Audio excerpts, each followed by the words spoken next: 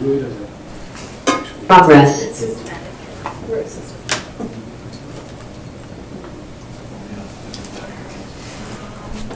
Well, this is off to a great start. Let's just see.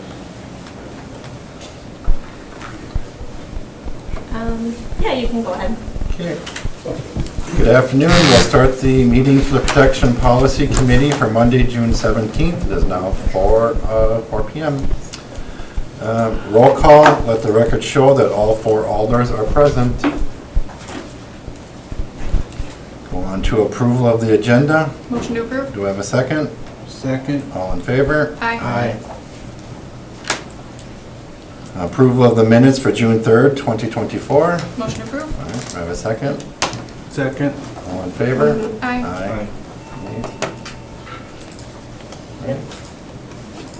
On to regular business, number 1, to provide an update of an extension request by Rockies Teca LLC at 1679 Main Street.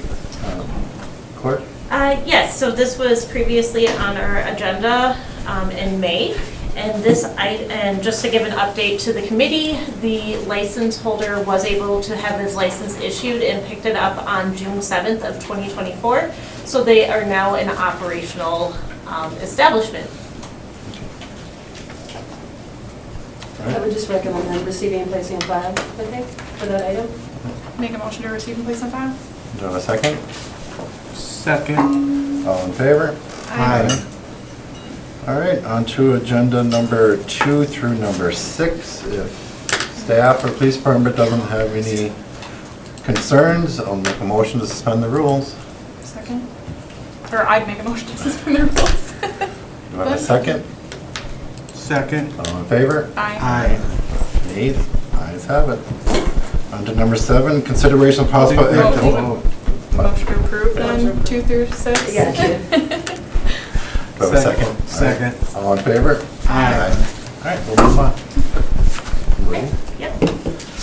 Number 7, consider as a possible action on the 2024-2025 Class B liquor, Class B beer license for Jamrock GB LLC at 700 Bodart Street, subject to the approval of the proper authorities. Deputy Clerk?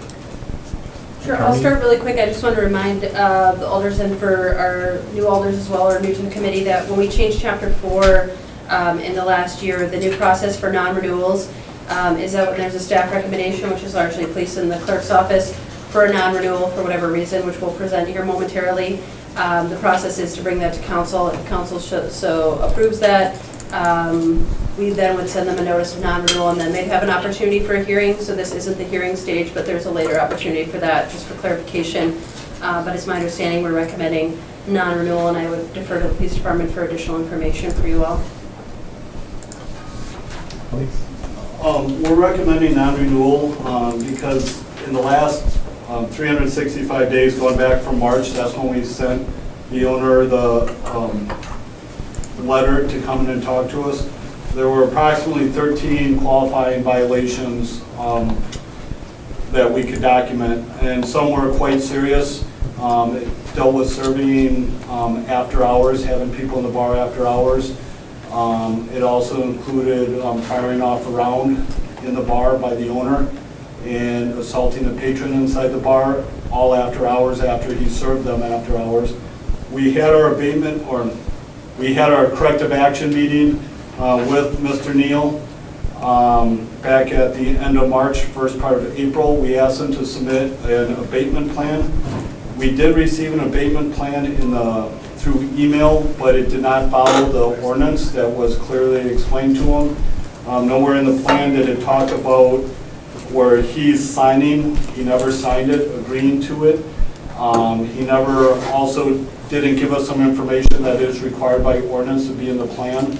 He was notified that the plan was incomplete through his attorney, and we haven't heard back since. So based on all the actions of the patrons in the bar, what the owner has done in the bar, not following through with the new ordinance, submitting an acceptable plan, we're recommending non-renewal of this liquor license. Any questions? When was the date you last had contact with that you sent to the attorney? It would have been around the middle of April. I don't have the exact date, but we met with Mr. Neal towards the end of March. After we met with him, he had 10 days to submit the plan to us. We received the plan via email, and we had questions on it because it's not complete. There are sentences that end with the word "with," like there was going to be another sentence. And we asked for clarification, and we haven't received anything.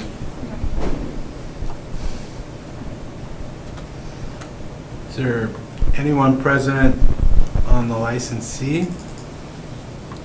Make a motion to open the floor. Second. Yeah, Oh, they're here? yeah, he raised his hand. Okay. Second. All in favor? Aye. Nays? Ayes have it. Oh, come on up.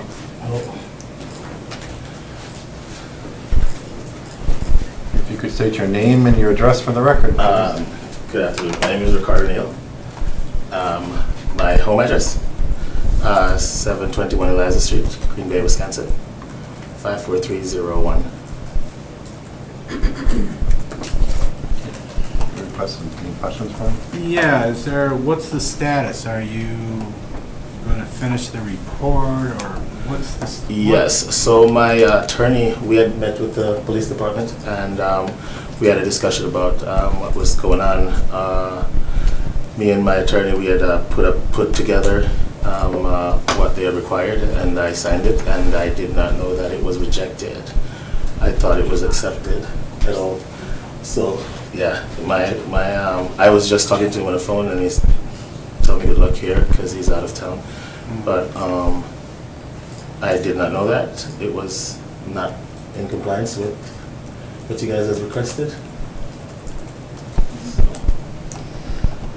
So you signed it? Yes, we had met at the office, and I did not know that he emailed it either. I thought he dropped it off. Okay. I have made the necessary adjustments that I thought was in compliance with the police department based on what me and my attorney had talked about. So I did not know any of this that was being adjusted. I adjust my hours and security and camera footage according to what we had discussed at the meeting, and talked to my attorney about it, and I did not receive any notification of the unfinished security plan that they asked me to submit it. We have not had a lot of problems over there. The 13 phone calls, what is it, in a couple of years? Or In 1 year. in 1 year, 13 phone calls. 4 of those was noise ordinance that I never got notified of. Another 4 was like a welfare check on the customers that didn't feel well. I ended up calling the cops up for. My incident was not accurate based on what the other person had said. I have the camera footage to prove all of it. We're in court dealing with it at the moment, so.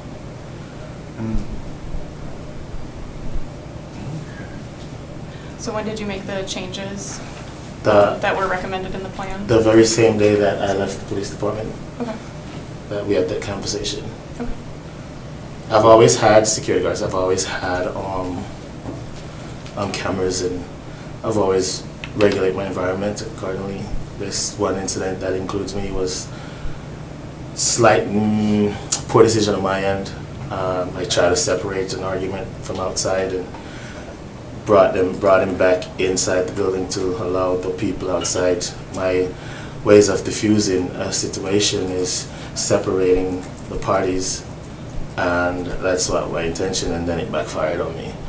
So that was a poor decision on my end, but I normally try to do the best I can to regulate my environment, to create a safe environment for me to be in and my customers to be in as well.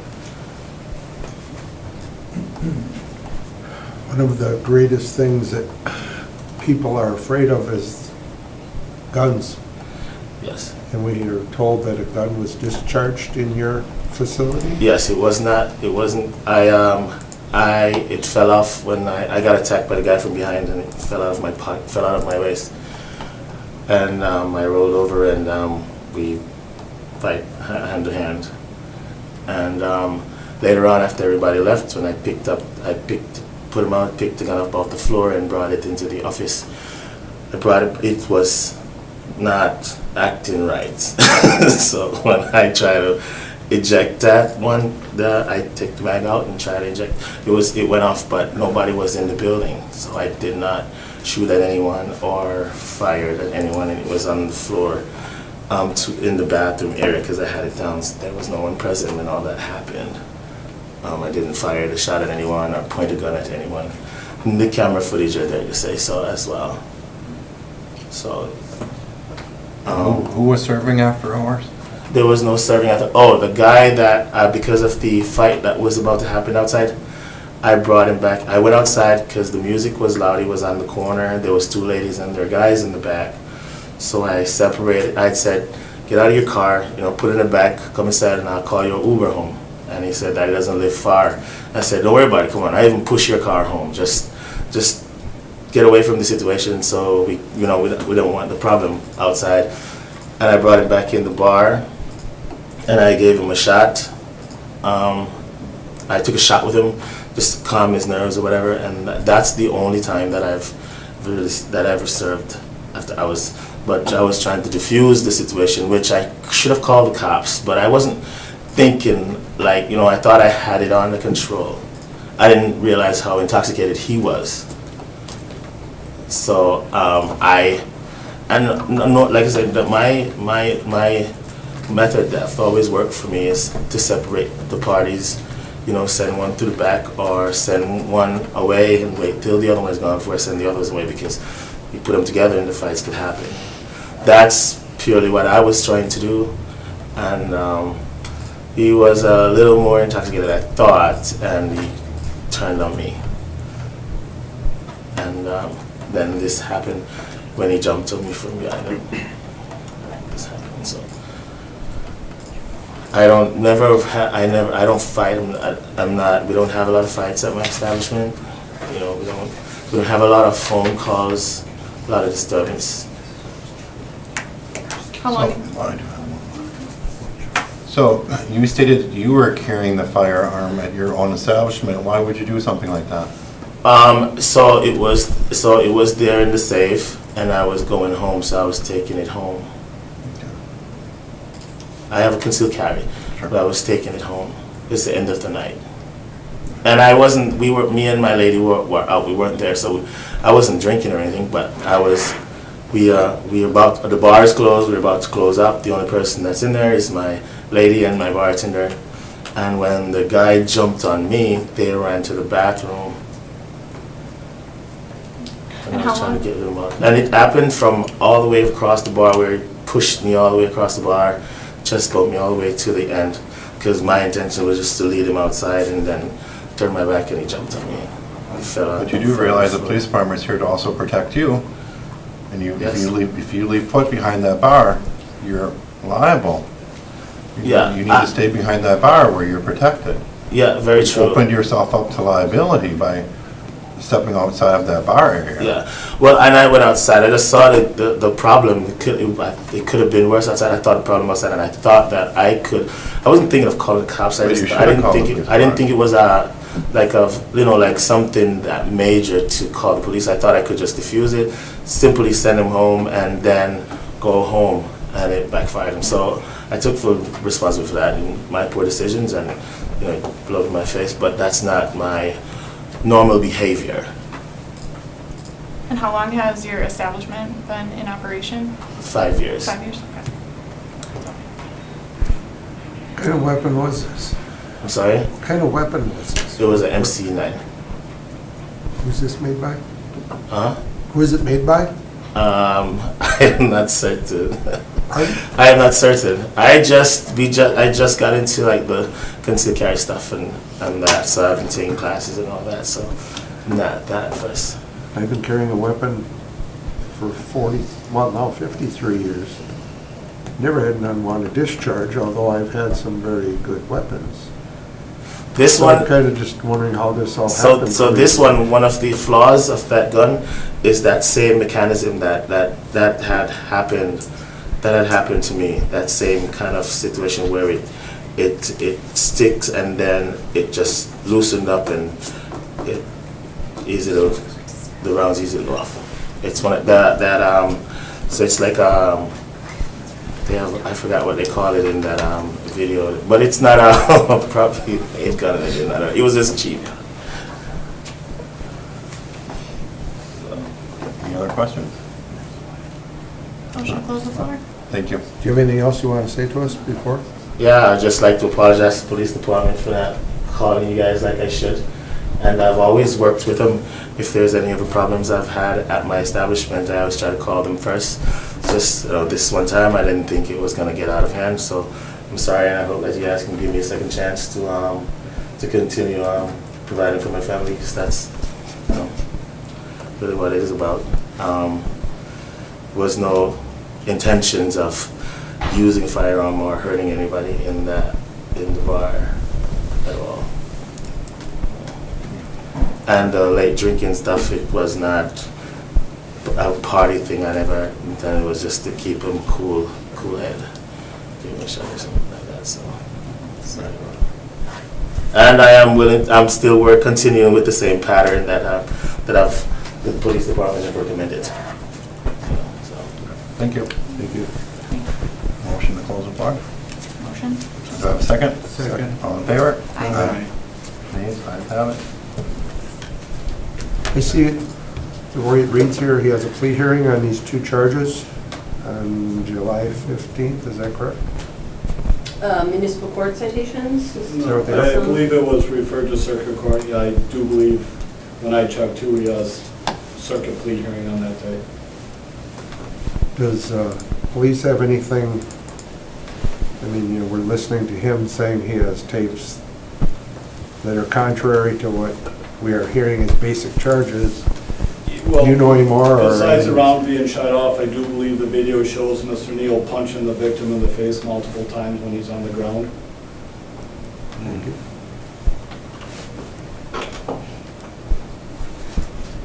Does the video footage corroborate that it wasn't like a shot fired at an individual? It was in, or is there not cameras in the office space? I haven't seen that part of the video, so I can't answer that. But from the police perspective, a firearm in the bar, especially after he admitted to taking a shot and then he still had a firearm, that's why we don't feel comfortable with him having a liquor license in the city of Green Bay. I guess I have to agree with a lot of that. I mean, that's all we're hearing is every time we turn on the TV, somebody's shooting somebody. Alcohol and firearms are the worst mix you can have. I wouldn't want to take his I didn't life. take one. I bought him one. I thought you just said that you drank a shot with him. Yeah, I meant to say I bought him a shot. I didn't take one with him. We didn't take a shot. Okay, the floor is not open right now. Oh, I'm sorry. That's okay. I'm sorry about it. So, a question for law. So if this is denied this evening, then it goes to, So this is a Appeal? recommendation for non-renewal, so it would go to council. If council approves our recommendation to non-renew, then we would send the owner a notice, and he has an opportunity to file a request for a hearing, and then we'd have a formal hearing, as you're familiar with, where we would go through actual evidence, documents, and some testimony. This is just a recommendation for a non-renewal, because our process, as you know, our renewal period is about to end, so these entities have all been filing for renewals, but the staff review first is the non-renewal, and then after that, we can have a hearing. If he opts for one, which I assume, since he's here today, he would, but that would be at a later meeting. any comments? I think it, I guess, ask for more information and get everything on the record as to what actually happened and before we make a final decision. So I would go for non-renewal. I would also agree for you to take a liquor license very heavy. A lot of responsibility. There's a lot of laws that a bar owner still needs to follow I don't believe in firearms. That's the one thing you should keep away from a bar establishment. And also serving after hours is a big fat no-no. So I would also agree. So I would make a motion or have a motion to I make a deny. motion that we deny Okay. the application. Second. All right, second. All in favor? Aye. Nays? Ayes have it. All right, so everything we discussed today will go to Common Council on June 25th at 6 PM for final approval. June 25th. Yeah, June 25th. Okay? All right, thank you. Ready? Yep. Okay, on to number 8, consideration of possible action on request by J.R. Smith LLC at 1698 Main Street to extend the assurance of the liquor license granted on March 5th, 2024. Yes, thank you. So this one is a little different of an extension request than what we've seen before. The owner, the prospective licensee has their inspections passed, we're just waiting for payment. There is a situation where the contract of the gas station is still in negotiations, and that's been pushed out to August, which means that he has not completely taken over the licensed establishment. And the former owner, or the current licensee that surrendered their license, has requested to renew their liquor license. And it's against state statute to have us license two establishments at the same location. And therefore, we're recommending denial of this extension request on the condition that the prospective licensee would, once this contract with the gas station is more finalized, that they would just come back to us and reapply, as they're not ready yet. So that way, the current licensee can continue operating the business. Okay. Are both entities in agreement on this? Yes. Okay. Yep, they're both working on that. So to make it work, we would recommend denial Of the extension of the request. extension request. And then number 9, we can talk about. Okay, I so move. Second. Okay, all in favor? Aye. Nays? Ayes have it. On to, ready? Yep. On to number 9, consideration and possible action, a 24-25 renewal application for Class A beer and Class A liquor license for J.R. Smith LLC at 1698 Main Street. So this one, we would recommend receiving and placing on file, so that way there's no negative connotation with this, and he can go ahead and apply once that gas contract is finalized and reapply for an original liquor license. Okay, I'll accept a motion to receive and place in file. Make that motion? Do I have a second? Second. All in favor? Aye. Nay? Ayes have it. On to number 10, a request by Alderman Weary, District 8, to review with possible action all preparations for the 2025 NFL Draft, request a presentation by the Green Bay Packers of their plans, and request for city resources or actions. Monthly updates with possible action to all standing committee regarding personnel needs, expenses, uses of city property or equipment, etc. Should separate committee action be considered too cumbersome, request a 2025 NFL Draft Committee to establish to coordinate and communicate the items listed in additional to any other items / issues that may arise. This committee would meet regularly and report to City Council. Okay, staff. Thank you. I spoke with Alder Weary on Friday, I believe, and I knew he wasn't going to be able to attend tonight, but we had a good conversation about this, and it's obviously several separate requests in there. First, on the request for us to request the Packers present, we could certainly do that. I started that communication process on Friday, and we'll pick that back up this week, asking if we want a presentation. I understand that the Village of Ashwaubenon maybe had their staff do a presentation at their meeting, which prompted some of the questions. And then just in terms of internally, if there's an informational update for council, we can discuss that and plan accordingly. Those two items aren't an issue. In terms of the separate standing committee items, I know Alder Weary added a very similar item to INS, which he chairs, which he absolutely can do for questions about road closures and those things. I think that keeping separate or keeping individual items, whether it be a personnel item or finance, with their committees is most appropriate, because those committees each have special, or independent authority. I don't necessarily think we need, from my perspective, that we need a separate committee because we have a committee of the whole option. So if it's something that's informational or you all have questions or if it's coordination, that can be taken up as a committee of the whole item without the sort of the burden of having yet another committee staffed or by represented with you all plus staffed and then have yet another meeting. So that would be my perspective on the need for a separate committee, although we may have sort of different feeling about that, but we talked about it. And I think we're, at this point, can continue forward with the items as they come up for each committee, if that makes sense, but I'm happy to take any questions. Any questions? So the date of the draft is what? April? Kevin Allen, can you help me with the dates? Anyone got the date? 26, 27, 28, I believe. Thank I think you. that's right. Okay, so we're less than a year. Yes. 24, 25, and 26, sorry. Thank you. Okay, 24, 25, 26. Okay. And I know the Packers are doing things, but I know the city's also doing things. I know Yes. the county's doing A lot of things. things. So is there one spot where people know what's going on? I mean, and this is just a general question. I understand Alder Weary's kind of seeking information.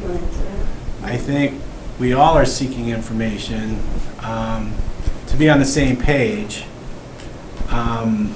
because it's kind of complicated. I mean, Yeah, Alder Hutchinson, no, I appreciate that. I think since Captain Allen is here, I'll defer to him just on a comment because I know there's been a lot, like social media has been posting about all the things police and fire are doing in the multi-jurisdictional right, coordination and planning, so I'll just let him speak on that since he's here. That's okay with you all? that's fine. Please Sure, do. so from the public safety perspective, we're pretty well organized. And I say that based on my experience in working with Detroit PD. They didn't start their planning session until about October of the year prior. So we actually started ours last October, so almost, and that was just in general back and forth and some ideas about resources. Right now, we're very organized as far as operational teams from a public safety perspective again. Engaging with both the NFL, the Packers, our partners at the Brown County Sheriff's Office, Ashwaubenon Public Safety. Today we had 3 meetings with the Brown County Emergency Manager. Aaron, help me out. We met with Red Cross just as an assist, a resource, and then the Communication Center, our 3rd meeting. So these things are happening. It is, I would say, a bit chaotic right now as we kind of organize, and I think that's normal in this process of getting there. We have a meeting tomorrow with WA to talk about, I think it's tomorrow, right? To talk about some of those pieces as well. When I got back from Detroit, I met with the leadership team for the city, and we went through just some updates about what we saw, what we witnessed, and some planning, the planning cycle and what that looked like. So I would say for the public safety perspective, police, fire, even DPW to some extent, we're kind of talking with them about some of the resources that we'll need there. We're getting pretty well organized. It is going to take some time. We're fully engaged with the Packers and the NFL for this planning process. But any updates, I would be more than happy to provide either at committee level or otherwise. Do you feel like we're on schedule? Absolutely. Do you We're thi- ahead. Or do you think we're behind on any I think we're ahead of aspect of schedule, it? to be honest with you. Okay. Yeah. Can I ask some questions out of the blue to see what the response is? Yeah. Is the campground in Oshkosh going to be used at all? I could, I don't know that, that isn't something that, so I know that they are looking from Marinette down to Fond du Lac for resources. So we know that in our greater area, we have about 4,500 hotel rooms. What they had in Detroit was 45,000 Right. hotel rooms. So we know that we have to expand our hospitality footprint much Right. further than what Detroit did. Okay, well, I know like the air show, that's one of the biggest campsites I've seen, probably in the nation, and it's right there. And I see, so that's one. Is there, and this is just to get a feel, is there a field to use, like boats to transport people to the location? Because what I see is the biggest problem is going to be physically getting people to that area. And we'll have buses, cars, where are they going to park? They're going to have to park away, how are they going to get there? Is that all under, like, Yep, absolutely. That's in one of the operational teams. okay, Both with the NFL, DOT, so State Patrol, and the Department of Transportation are in our mix as well. The NFL has a team that purely focuses on transportation, both road closure type of transportation issues and also getting people to the event. They're partnering with and talking with the school districts and all the park and rides and any large space that can fit vehicles. That the Brown County Fairgrounds is been in the conversation. So there is everything we can think about, they're attacking. This team has been together for 10 years for these for the drafts and the Super Bowls. Right. The same people so they're the pros at this. And you know, we have a ton of input. State Patrol is going to have a ton of input because of the highway system. right. But I think we'll be in good shape on that. Is Bay Beach, that parking area, I've asked, are they gonna open early? Are they gonna, have, for people to do, places to go? Although I think that's still under consideration, but just a little bit early. But I understand Okay. from Director Ditchite that's, it's certainly a conversation that's happening, but no decision has been made. And they have a lot of parking there too. Mhm. And so, I mean, there's just a lot out there. And again, it's partly because we haven't heard any of the plans. We know, I know people have been planning this for months, because I've asked this. Yeah, we've met 5 times on that already, 2 months ago. So I know it's undergoing, but I want to make sure, that we can hear it, the city council can. Because the last thing in the world is that we want to have happen is Green Bay doesn't look like it's rising to the occasion. And we have to, because just, we have to. So, I guess I'm in like minds of getting on the same page as Alder Weary on this. And I guess the best way to do it is what I'm hearing is issues go to the individual committees as they come up. Yeah, can I ask a follow-up question? Thank you, Captain Allen. Attorney Koshart, I think you deferred to him and you mentioned public safety. I heard from a public safety standpoint. There are some things in this communication, I'm just wondering, our connection to the Packers right now for like city property, expense-wise, like are you in communication with them outside of just the safety aspect of it? Yes, and that's happening largely at the mayor's office and senior staff level, so there are regular communications. So in terms of this communication to ask the Packers to come and present, that's what I discussed with them last week. I think, as far as I heard from Alder Weary that the Packers were actually going to his neighborhood association meeting this week, so some of those things are happening, so more of that, if we can certainly request them to come. And then in terms of just an update for council, we can put that together, but I do think you heard from Captain Allen that some things are actually still fairly early in the process. So it's good to have maybe some final decisions like the Bay Beach item and others before we present some of those things. Could we also get an update from the mayor's office on what his thought process is currently and what he's been doing? Yeah, absolutely, and I would just make a note about that you all at any time can just email or call or step in and talk to the mayor about those things too, but absolutely. Because I think Chris Weary wants to be more somewhat transparent on what the city is doing, because it's been very quiet. So. Yes, yep, I noted that, but I think he just put in his communication here and hadn't actually called or spoken to the mayor's office as far as I knew as of Friday. So some additional communication would be helpful. Well, I know there's reasons to be quiet at a certain point in planning because nothing's really formalized. So you really don't want things getting out too early. But at the same time, as soon as something does get formalized, it would be helpful for us to know about it. Yeah, it really would. So to that point, the NFL will be in town next month, about a month from today. And we're expecting to have some more finalized plans from them. What we know is the footprint really hasn't changed as far as what the outside perimeter is going to look like. They're kind of refining now where pieces are going to go. The reason that's important is because that may determine when roads are closed down in that area. So I would think by next month we'll be a little more solidified in that, and I think that's why you may have not heard a whole lot. Right. Is because there's a lot of conjecture. So they were here last month, and within that week, they changed the plan 5 times. Right. And it was like shifting this and moving that. And then by the end of the week, what we got was, well, this is from what we talked about, but it's gonna adjust a little bit more. So I think that's a piece of it as well, just like you're saying. Okay, thank you, that's good. Well, that's to be expected. And again, I'd be more than happy to talk to any committee group, the whole committee about where we're at, what we've done, the experiences from Detroit, so whatever. Yeah, that would be Whatever you good. need. I would like to hear that. Alder?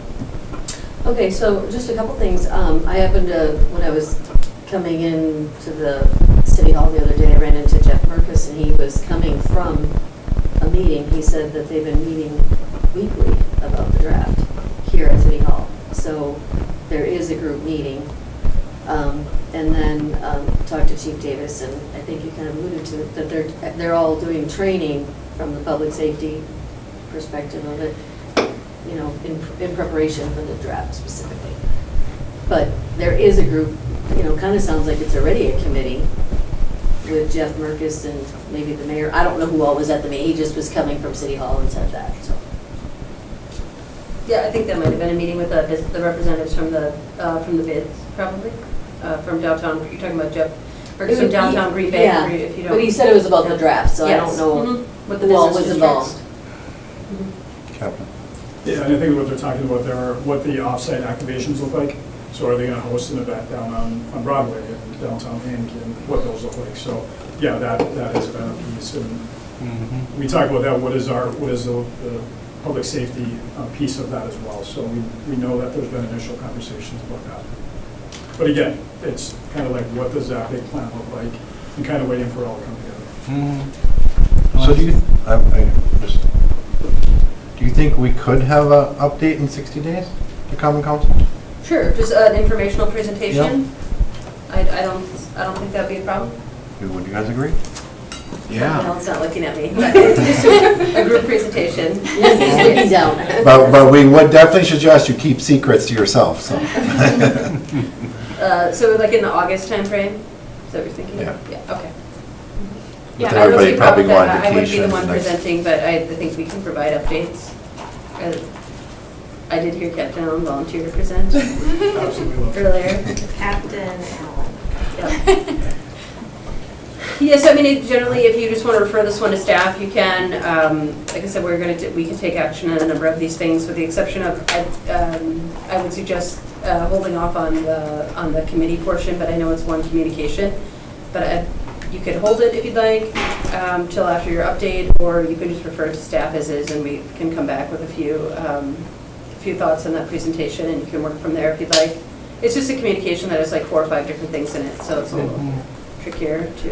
I think referring to staff makes sense, because at this stage, there's probably not a lot concrete, like we've heard, but soon it's gonna become more put together, and that's when we wanna start hearing about it, so.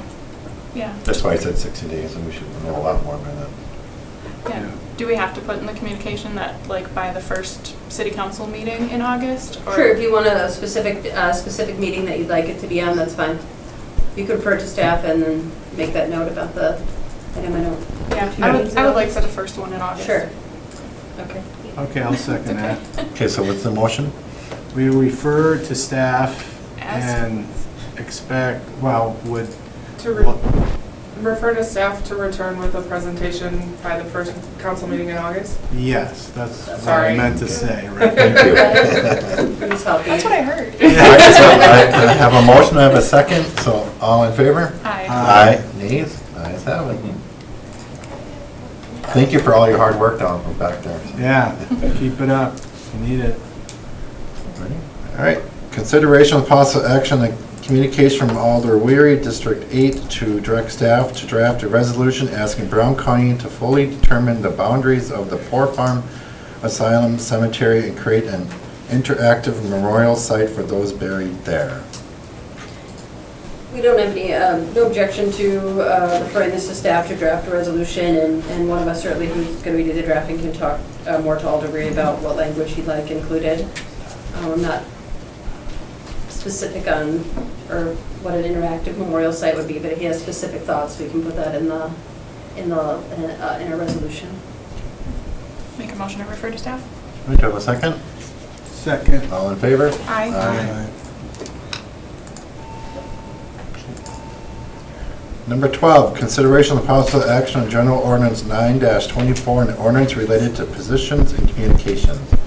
Deputy or clerk, who is going to take this? Oh, So actually, Attorney. Attorney Wood's going to present on this, so I've been assuming this was changes you would like to see. So Attorney Wood is just going to present on what it is, and then we would be happy to hear any of your feedback on it. It doesn't necessarily have to be approved tonight because we were still doing some additional work on it, but also want to get feedback since there's not an opportunity to do that really outside of the committee process. Okay. So. Yeah, so thank you for that. So as you can see, there's broken it apart here a little bit in 3 different sections here. And really what's going on here, we're just making things clearer. So you can see the first section here, it's more defined of when the communication needs to be submitted. That was a little vague before, and I'll just say a little background. Some of these changes are just from things that we've seen over the years that have happened and trying to make things better and more efficient moving forward. So that's the first one, talking about when the deadlines are. The second one is talking about what happens when it goes to the committee. So if council refers it, the committee has 2 meetings to take action on it. And if no action taken, then it comes back to council with no recommendation. So it kind of puts some of the onus on the committee to take action and to do something with it because it's referred from the council, so there's that obligation to take it up. And the third one here is talking about any communication from an alder. There needs to be a sponsorship with any changes to ordinances. So that is something that we've seen helpful from other communities as well as our own here. A lot of alders have taken ownership of some of these ordinances that have come through. This would just codify that obligation. Brief overview. Happy to take any of the questions. I have none.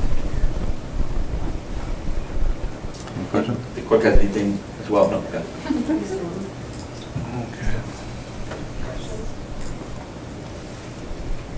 So if you don't have any questions, I would still recommend holding this one till the next meeting, just because I said we're just at this point just kind of getting feedback, and it's still under, the law department has a little bit more work to do on it, but we thought maybe you would have comments or edits for us, or maybe council will, so. So, is this going to council then if we hold it? It still will, yes, it'll be on the agenda, you could still discuss it, perhaps we'd still want to hold it, but I'm not sure if we'll resolve any questions before then, Oh, or I if more see. questions will come up, but I gotcha. Yeah. So you could revise this between now and council? probably we wouldn't necessarily do it before Tuesday, but before the next meeting, when we would bring a final. Okay, so at council, it would still be to recommend to hold. Yes. Okay, gotcha. And we would take any comments or edits, Okay. or, and of course, answer any questions, because it's really the first time you're all seeing it. Mhm. Okay. Do I have a second? Second. All in favor? Aye. Aye. Nays? Ayes have it. Thank you. You're welcome. Number 13, consideration of possible action on General Ordinance Number 13-24, repealing and recreating Chapter 8 Green Bay Municipal Code related to buildings and construction. Who's going to take up this one? Okay. That one's me. Good evening, everybody. So this is actually a project that I've been working on since I started with the city 5 years ago. So we finally are getting it to you all. I think to hopefully the delight of some of the folks sitting behind me. May have promised it quite a while ago. But so there's a memo included in the packet with a summary of the changes that are being made. The principal changes, I should say. There are a number of changes, which is why you're getting a repeal and recreate rather than just a straight amendment. every trade section of the code needed to be updated, primarily to bring it into, to be consistent with the Wisconsin Administrative Code. There were provisions that had just been around for a really long time and were no longer consistent with state law. Those have been removed or amended accordingly. Nothing that we're doing is really a substantive change away from what the state's doing. In fact, we have to be consistent with the state requirements. Certainly, Bill Pappy's here to speak from the inspections perspective more if that's something you all have questions about or would like to hear more information about. There were also provisions in each of the different trades sections that basically each article, building, HVAC, plumbing, electrical, each one had provisions that basically said the same thing. So rather than having those repeated, they were moved to like an in general section in Article 1 of Chapter 8, so that we don't have to have that repetition. There's also perhaps just one kind of more overall change I wanted to highlight. In the past, we've had appeals of reinspection fees or orders come through this committee. Those should be, because they're appeals, they should be handled in more of a quasi-judicial manner. And right now, Board of Appeals is the body that exclusively operates in hearing quasi-judicial matters. They already know how to do it. And so those appeals of the orders will be going to Board of Appeals. And that change is just to basically put it in front of a body that already knows how to conduct those hearings. And the only thing that they will be looking at is, do the facts of the alleged violation support an order requiring that, some change be made to the property? Basically, are the orders supported by the evidence? Unlike what Board of Appeals mostly does now, which is variances from the code, Board of Appeals will not be able to grant any variances from the state administrative code or from our code, because those are state law requirements. All they'll be able to do is just look at, are the facts supported? If yes, then the order is upheld. If no, then the order is stricken. And then the other part of that is that appeals of reinspection fees, because they affect the budget, those should go through finance rather than through P&P. Well, I like that. I've always thought, why does it come here? So, the last bullet point on here is just that if there are some permitting provisions in each of the different chapters. Some were like 2 sentences and some were 2 pages. And so we've just gone through to try to make them more uniform. But we did keep them in each of the separate trades because there are some elements of those different permits that are specific to the type of permit that it is.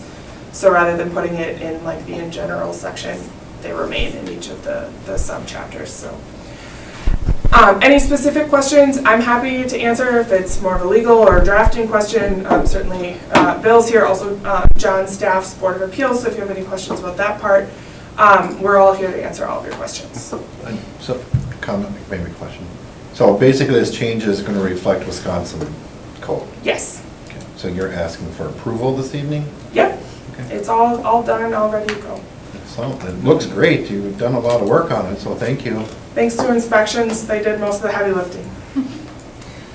You mentioned the zoning board of appeals used to be able to grant variances, and that will no longer be the case? No, they'll still be they'll doing still be that, able to but do that, that's strictly zoning. This is like the building code. Gotcha. So and that's why the next item on the agenda is to create another section kind of clarifying the jurisdiction of the Board of Appeals, so that it's clear that they have the jurisdiction under Chapter 44 to do zoning, and they also have the jurisdiction under Chapter 8 to do these appeals. Perfect.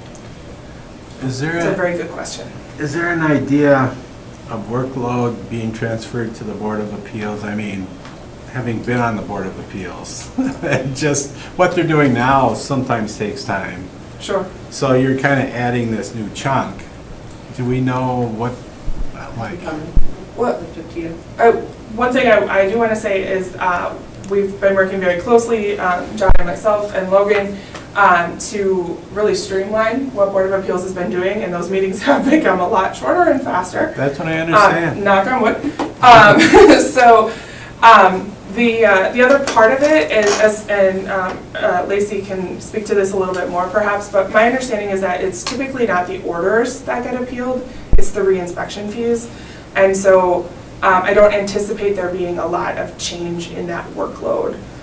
One thing that's nice about this, however, is that the Finance Committee will be able to, when people come to appeal their reinspection fees, they'll be able to ask, did you appeal the order to Board of Appeals? And there's a specific timeline in which people have to do that. And if they haven't done that appeal, then Finance can say, well, the order is valid because you didn't appeal it, so we're not going to reduce the, or forgive the reinspection fees. Did that answer your question? I don't anticipate it, that's the short answer. I don't anticipate it changing the workload. I don't know if John. No, just a real quick point on that on numbers. I think, and all the students would know this for sure, but I think probably less than 5 appeals on orders in the last 2-year period, so during the last council term, and probably less than 10 on reinspection fees, so a little bit more on reinspection fees, but the orders, maybe I think probably less than 5, and 3 of them were sort of the same issue at, they were adjacent properties, so it hasn't been a significant burden Okay, for us. that gives me an idea. Mhm. Thank you. Sorry, Alder. Okay, I had to move over here because I had to plug in, so I know I'm way over here, but I just wanted to clarify, so no matter what, it still will go to the committee and then the council, like for final approval? So Board of Appeals actually does not go to council for approval. So that's part of the process, to the point of streamlining the process as well, so that you don't have to have a hearing in front of Board of Appeals and then a hearing in front of council. So once they go through the appeal at Board of Appeals, if they want to appeal whatever the board does, they can do that by a petition for a writ of certiorari to the circuit court. So, for all of that, you're saying, it won't go to the... Reinspection fees will still be approved by council. Any changes to reinspection fees will still go through council because that affects the budget. Okay, I'm saying like the appeal, because I know it would... Correct. A lot of times we would get the INS stuff for inspections, say the tipper cart or whatever. That's not part of this, is it? Or are you saying? The tipper cart stuff, like Yeah, the like DPW stuff is not part of. Reinspection fee or... Yep, it's only building code things, so anything that's in more of the like DPW type codes, those would still go through committee. This really would just be inspection codes, building, housing, HVAC, plumbing, electric. Yeah, I think I got them all. Yeah. Okay, thank you. You bet. Any other questions, comments? Motion to approve? All right. I'll take that. Do I have a second? Second. All in favor? Aye. Aye. Nays? Ayes have it. Thank you for all the work. 5 years. Yeah.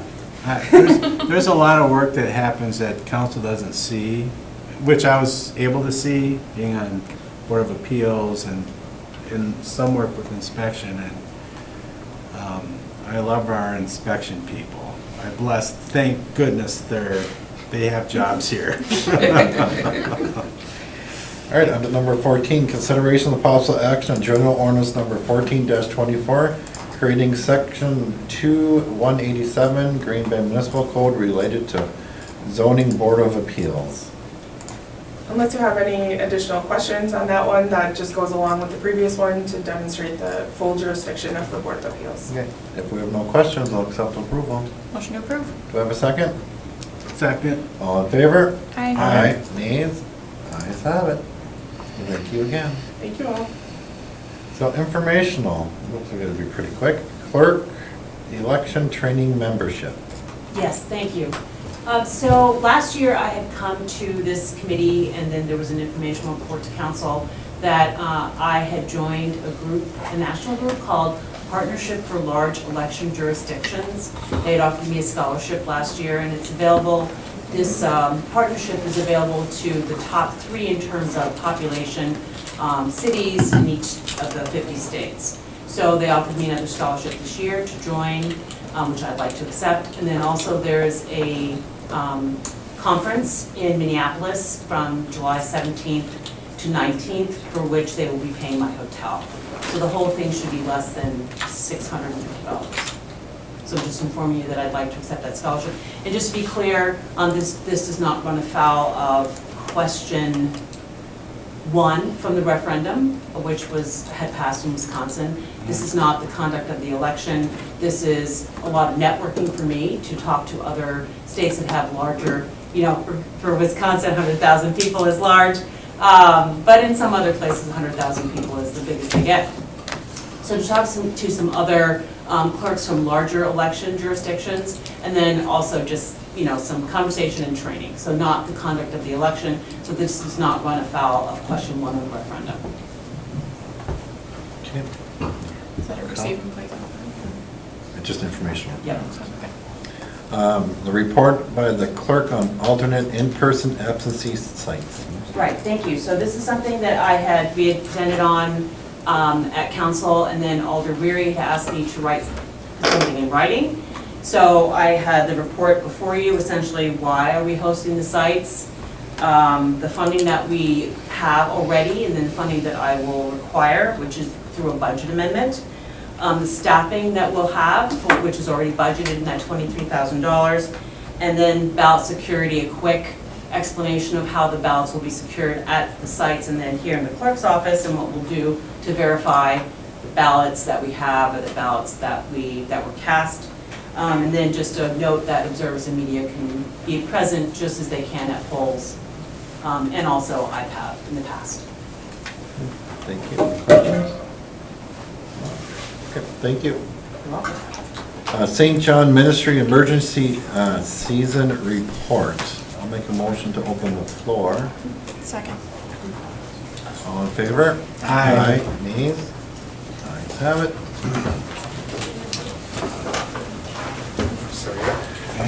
Wherever you'd like to sit. Well, welcome, former Alder and now Executive Director Jesse Burnett. Thank you. Thank you for this report. So. Yeah, strange being on this end. Sure, if you could just state your name and your address for the Jesse Burnett, Executive Director, St. John's Ministries, home address 2595 South Trillium Circle, Green Bay.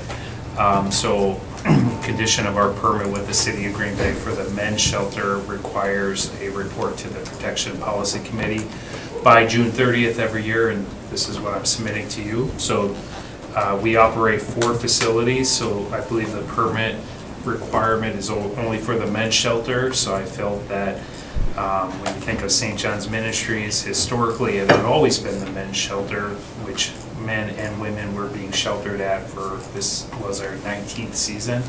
Over the years, we grew to a daytime resource center and then a women's only shelter to complement our men's only shelter, and now Wellspring, which is a women's daytime resource center. So St. John's Ministries, we have 4 facilities, 2 shelters and 2 daytime resource centers. And even though our seasonal shelter, our shelter season runs from November 1st to April 30th, we employ full-time staff year-round. We're engaged with daytime resources at multiple facilities. We do quite a bit of outreach to those in the community who are homeless, who maybe are staying in parks. Quite a few partnerships with the Green Bay Police Department, the Green Bay Metro Fire Department, working on some things with the Parks Department. Things we've always historically done, but especially due to my experience with the city and the focus on collaborating better with community partners, other shelters, other municipalities, you name it. I think that that's the focus we're going at St. John's. We know that homelessness is a community problem with a community solution, and we're just thankful and grateful for the opportunity to provide the services that we do here in downtown Green Bay. So submitted 2 things to you for review. One would be just a summary of the report, and then the other would be our seasonal report that we just completed about a month and a half ago. So be happy to answer any questions that the committee has. Any questions, comments? I have a comment about, I liked the clarity of the report because you had numbers and you had averages and you had max and mins, and that was, I thought that was after I looked at it, it took me 30 seconds to see it. I felt after those 30 seconds I knew a lot more about St. John's and what you did. So thank you for that concise explanation. Your second report got more into the weeds. That was, again, easy to read, easy to follow.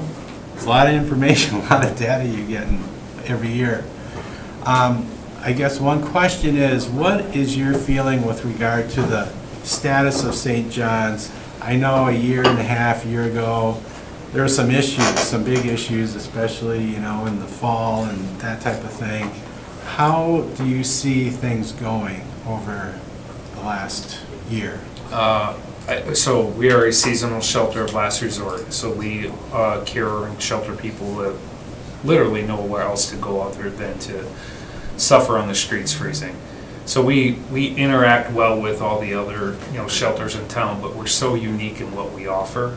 So the question, I think the issue that we're facing in Green Bay is and this is a nationwide issue, is the number of unsheltered or unhoused people is just growing exponentially, it just seems. So we are seeing that in Green Bay, and because of us being the type of shelter that we are, when you see a breakdown of some of the institutional care facilities, you know, assisted living facilities, nursing homes, some family dysfunction, drugs, alcohol, mental illness, you're seeing more and more people in need of shelter who are coming and presenting to us maybe in not the most, the easiest state to care for. And so as a seasonal shelter of last resort, we're not kind of retreating from that, we're kind of encountering and we're stepping forward saying, even though a person presents, perhaps they're intoxicated or perhaps they have a whole host of issues, we do have some criteria for entry, but our belief is that we treat them with dignity and respect and we keep them safe off the streets so that we can work with them to get them in a permanent, a more, you know, less temporary, more permanent situation. And that could be a referral to another shelter, another provider, a provider in another city that they're eligible for. It could be reconciling with family that maybe they're distanced from. It could be if they simply find themselves in Green Bay and maybe going back to their, you know, their family in Appleton. Oftentimes we'll drive them down there. So we're doing a lot of different things to face and encounter that. Okay, thank you. I did think of a question, so Sure. thank you for being here. And I agree, I love the one with the graphics and the percentages and the numbers is really helpful. As you were talking, I was kind of wondering, there's that one particular one, nights in shelter, and then there's the 65%, are there 1 month or less, and then the 2 weeks, 50%. So do you know roughly how many are able to like secure housing that's stable versus how many, like you mentioned, are going to a different city or are connected with different resources? Yeah, roughly? that's a good question. We're trying to track that data better because the population that we serve, sometimes the transient nature, the fact that maybe they come and present 3 or 4 nights for shelter, or maybe they leave and we never hear from them again. Yeah. So we can't be know for sure where they're going. So we have 5 full-time case managers, and we're very active in building those connections, those resources. So it's one thing that I think as city policymakers, you're probably all very curious about where do they come from and where do they go, and that's something that we're trying to track better at St. John's. Alder? Okay, I have a question. So what do your services look like from May 1st through October 31st? Full-time, daytime resources. So we are open at the Micah Center and Wellspring Monday through Friday, 8 o'clock until 3:30. For those in the community who are homeless, who maybe are, you know, seeking shelter in public areas like parks and wooded areas, we do drop-ins on Tuesdays and Fridays. So every Tuesday and Friday, typically 8 till 1:30 on Tuesdays and until 12:30 on Fridays. We open the men's shelter, we open the women's shelter for people to access showers, meals, clothing, hygiene items, connecting with case management. And then during the rest of the week, not only are those shelters open, we also keep the Micah Center and Wellspring open as well. We do a lot of workshop services. One of our case managers is engaged with the Green Bay Police Department and other community partners to go where people are, you know, maybe in encampments or tents or sleeping in public areas to connect them to resources. And then the case managers are very active in getting getting our guests connected to housing resources. Okay, you mentioned a park program, what is that? The park program? Yeah, you were saying something about connecting with the Parks Department. Oh, parks, so we're kind of contact Maria Otto about doing some programming in the Green Bay parks to have our guests who are wanting to engage in forward movement and services to work through St. John's to clean up public areas, so then there's a sense of belonging to the community. But parks, so if there's a homeless individual who is in a city park, there's a call that goes into the homeless outreach team, and St. John's is on that call list. So perhaps in the past, there'd be a couple officers, 1 or 2 officers that would respond to the call. St. John's, as well as other community partners, send one of our case managers out to that public area to kind of save some police resources responding to the calls that we get received. Okay, well, because I got a lot last summer, so I'm assuming I'm gonna get more this summer, and just wondering, maybe the first call should be St. John's. Possibly, it's worth considering. I think there's still that element of public safety, and we want to make sure that our staff are, safe as they go out and engage with people, but. Yeah, in fact, I was just today, and I'm not sure it's considered part of the park system, but either way, I was walking on the trail by the Chaco's Landing, going underneath the bridge. There was someone sleeping under the bridge. It was at about 11 o'clock this morning. So maybe that would be something. You probably know that they sleep there, but that, I was walking with my daughter and we saw them there. Today was just. On Sunday, I saw 4 people at Colbert Park early in the morning sleeping in vehicles, so we know it's everywhere. Yeah. We're doing our best to serve the city and, serve the people within the city. Okay, thank you. So I have to say, yes, thank you. The report was easy to read and understand, so. But how, so what, 2 or 3 years ago, how is the police department helping you guys out currently? Phenomenal. I mean, the police department. It seemed was hot to trot there for a while, but then there was a change of heads. I don't even know who's involved now, so, but. Well, the community police officer, Officer Carlson's involved, the behavioral health officers are involved closely. Lieutenant Aaron Young, formerly Block, is on our board of directors at the shelter. I recognize you with the hat. Okay. In fact, they'll be presenting to our staff next week topics on public safety. Just an incredible, in my opinion, an incredible partnership with the Green Bay Police Department. I think it's getting better and better. Excellent. That's good to hear. So I know we all cooked food, West Allis did. Oh, I've never taken a grand tour, someone take you up on it. All their profits gonna be, so maybe you can come together. Yeah. In your visits to Micah Center and Wellspring, you list unique visitors. What would be the description of unique? Individual, like many of our guests come day after day. These are actual unique individuals, like non-duplicated visits.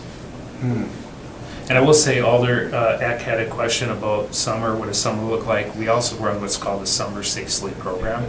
So it's not really a continuation of our shelter services, it's run as a program. So when the shelter ends on April 30th, we know there are those who are truly vulnerable that really can't live on the streets, as sad as it is that people have to live on the streets. So each night, there is an eligibility criteria where night after night, we shelter a certain number of very vulnerable people so they don't have to live on the streets. So that's something that we entered like our 6th or 7th season in providing. So I do want to know something. Is he easy to work with? Don't answer that. All right, well, thank you. Okay, thank you, everyone. Great seeing you. Motion close the floor. Yeah, motion, yep. Second? Second. All right, all in favor? Aye. Nays, ayes have it. Well, you all do wonderful jobs, so thank you. Yeah, thank you. So now we're on to liquor violation reports. The Ma'am? police department has no new liquor law violations to report tonight. Great, perfect. A report by the city clerk's office regarding current licensees who have failed to file a renewal application for the 24-25 license year. Thank you. So this is a new report that we'll be doing annually. This is a big concern because our liquor license renewal is coming to the end, June 30th.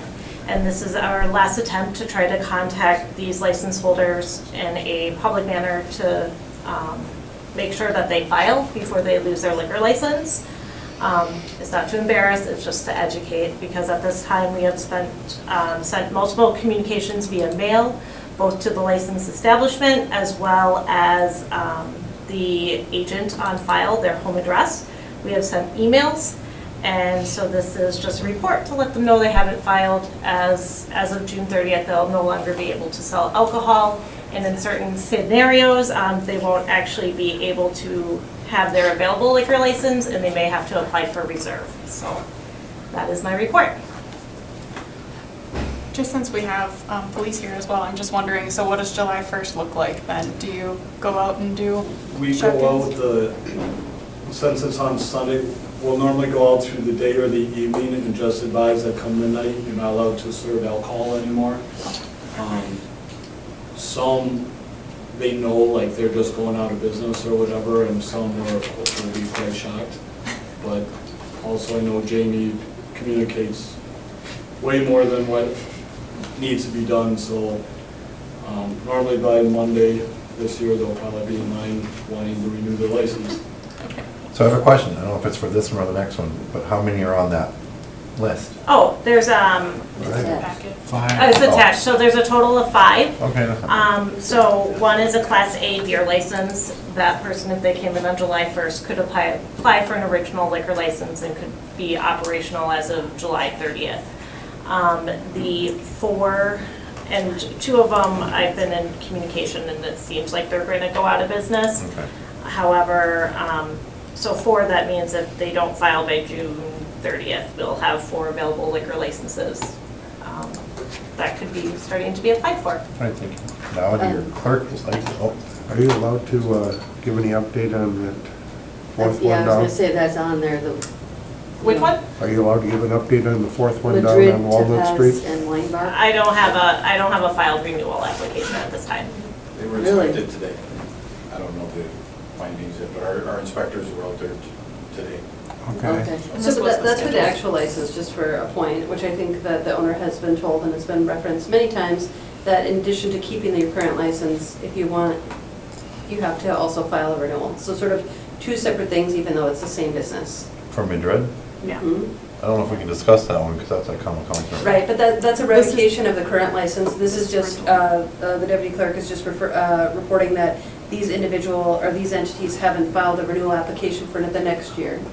And that can happen at any point, right? No matter what is held, she can still file a renewal no matter what else is happening, correct? By the 30th.